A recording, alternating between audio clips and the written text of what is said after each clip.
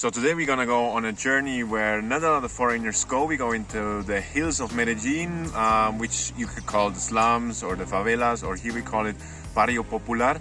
And we're gonna see how the people live there, and we're gonna visit a foundation. So this was actually a couple of days ago. I want to recap now what we did during the day we have been up there. The first thing we did is we met up with Sabine. She took care of us. She's a girl from the Netherlands, and she works in the foundation. And the first thing we did was the bus ride up there, and the bus ride was crazy. Like they drove, like the streets were very, very narrow, and they drove like crazy. And we had to sometimes back up again for like, I don't know, 100 feet to then go forward again because the streets were so narrow and the two buses going up there couldn't pass. So that was quite a crazy experience. Then we arrived at the foundation. So this is the foundation's building with the foundation stock, the foundation's kids. So we're gonna see it right after way inside. You can see there's some like a bookshelf where the kids can borrow the books, and also there is like a place where they can dance, have meetings, and the offices for the employees. So the foundation has actually fixed employees, not just voluntaries. It's more maintainable this way. So we're here with two kids of the foundation. So they're from ages, I think, 6 till around 16 or something like that. But we will have it here in like here below, which exactly their age range is. But we will ask them. I'm going to change to Spanish. Estoy con Jimena, claro que no. Jimena y Kleider. Entonces les quiero preguntar si qué están haciendo en la fundación. Yo estoy estudiando en periodismo con Entendámonos. Yo estoy acá desde el año pasado. Yo estudiaba inglés con la profesora Sabine, y pues en Entendámonos estoy ahí más o menos aprendiendo lo del periodismo y todo eso de la cronología y ya. And it's really cool what they set up there.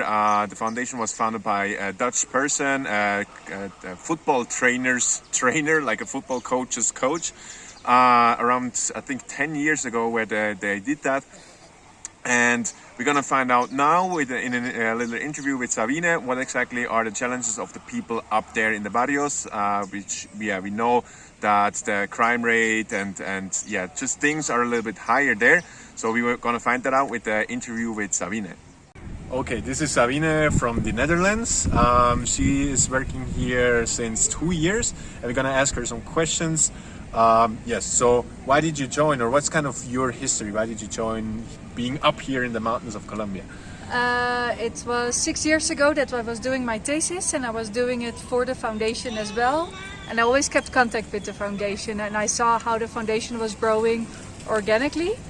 And so 2.5 years ago I asked if it was possible to work at the foundation. They told me it was. That's the dog. Cool. So what's the biggest challenges that the people have here, and where you help? Well, we focus mostly on children, and the biggest challenge is that the children, they don't have the opportunities that a lot of people get in Europe, in the US, to study, to start something. They don't have the resources. They don't have the access. There's not a lot of accessibility to the universities. So I think that's what they lack the most, and a safe environment where they can play, do their thing, and just be kids. Yeah. Okay, so what exactly do you do in this foundation? We have seen already that it's connected to football, but what exactly are you doing? Well, the foundation has many other projects, and one of the projects is teaching English. So I'm the English teacher. So they all learn English with a Dutch accent. And you told me in the foundation, like, you have different sectors, like you have writing, you have football. What exactly does that mean for the kids? Well, it's first of all, it's a safe place to be. It's a safe place to make friendships. I think that it's a safe place is something that's very important. Another thing is that they can learn things that they can't learn or that they aren't learning in school. So it's like an after-school program where they can learn how to use a computer, or they learn how to read and write, because The schools here are packed. It's really overcrowded, and if you have parents that can read and write and you're going to a school with other children and their parents can read and write, you're so much behind, and the teachers, they have 40-50 students. They cannot really give you the personalized extra information or teach you extra, and that's necessary. So with these projects we can give these kids the extra attention that they need. Okay. The So, dog yeah. again, he wants to. The dog is very social. He needs some attention. No, yeah, that was it. We will afterwards go to the football match where you can see more of the action, what's actually going on here. Thanks for the interview. And again, if you want to donate here to the good cause, the link to that is in the description down below. Thank you. So we also, of course, while being up there, we walked around and we saw how the people live there, and it's kind of same but different. Like the lifestyle, of course, they do the same things. They want shelter, food, a good life, right? But things look a little bit different there in some details. For example, one thing that Sabine told us, we saw a guy with a motorcycle and a washing machine at the back of the motorcycle, which if you live in Latin America, like you're used to seeing people transporting like very big things on their little motorcycles. But she actually told us, which even surprised us after living here for 3 years now, that this is a business. Like the guy that drove the motorcycle is renting out the washing machine, which is quite crazy. So they rent out washing machines because they don't want or can't afford a washing machine their own. So they go connect the tubes, wash for 2 hours, and then go back again. So it's crazy. Then the other thing is that we've also seen it's very, very steep up there. So it's kind of crazy how they transport everything up there. Of course, now we have the Metrocable, like these cable cars. But still, like up there where we have been, you still walk for like 20-30 minutes up the hill. So it's quite crazy how different life there is. And now we're going to talk with Wilmar, which is the manager of the foundation. The interview is in Spanish, but you can find subtitles down below if you click on the subtitle icon of YouTube. ¿Y cuál es la meta de la fundación? Bueno, siempre hemos querido tener metas muy grandes y paso a paso vamos, ¿sí? Pues teníamos la idea, la meta de tener esta cancha polideportiva, luego queremos mejorar la cancha del barrio para toda la comunidad y que todos los chicos se beneficien de todas las ofertas que nosotros tenemos. ¿Y cómo están, o por qué están vinculados a fútbol?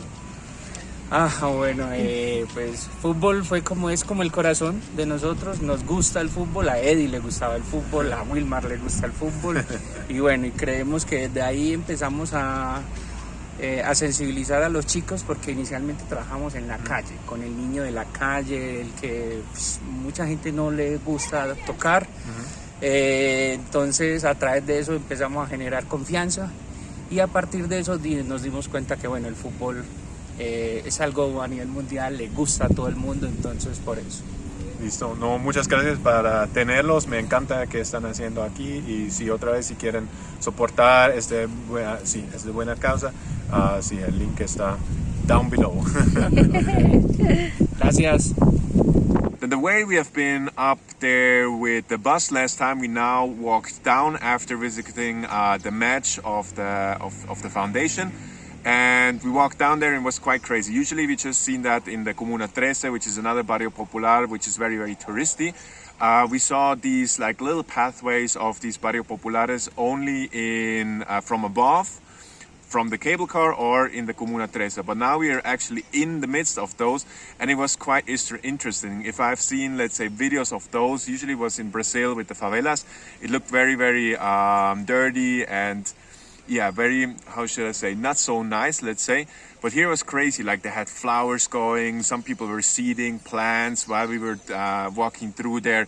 It was quite, like, surprisingly nice how the people live there. Of course, people live in very, very tiny houses for a family of a couple of people. But still, it was quite crazy to see kind of the difference what I thought about would be living in a barrio, what it actually is. It's hard to describe, but you see the pictures here, of course.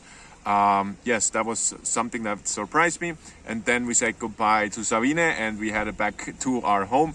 But this was a very, very interesting day, I have to say. So again, if you want to support this foundation, the link to this is in the description down below. Make sure to say that you came from How to Expat, so we know actually that those videos do something good. It's not because we get any commission or something like that, just that we can track, okay, people are actually coming from those videos. And yeah, hope this video helps you to find out that there is a different life here in Medellin as well. And see you in the next video.